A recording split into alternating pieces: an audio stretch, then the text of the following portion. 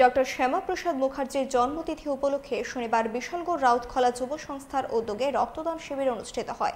শিবিরে উপস্থিত ছিলেন রাউতখলা যুব সংস্থার সম্পাদক সৈকত সাহা, সভাপতি তাপস কুমার সাহা, চেয়ারম্যান রঞ্জিত কুমার সাহা সহ অন্যান্যরা। ডক্টর শ্যামাপ্রসাদ মুখার্জির প্রতিকৃতিতে ফুল দিয়ে শ্রদ্ধা জ্ঞাপন করেন উপস্থিত সবাই। শিবিরে মোট 53 জন রক্তদান করেন।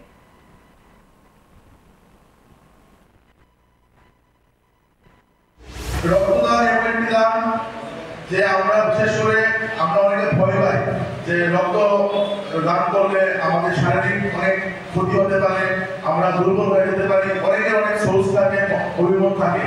কিন্তু আমি সবার কাছে বলবো যে রক্তদান এমন একটি দান যে যেটা 3 মাস অন্তর অন্তর প্রদান করলে এবং যদি কোনো অসুস্থ ব্যক্তি থাকে, অনেকে আছেন যে ব্লাড শরীর সময় থাকে না, বিভিন্ন হসপিটালে ব্লাড থাকে না, রক্তের অভাব থাকে।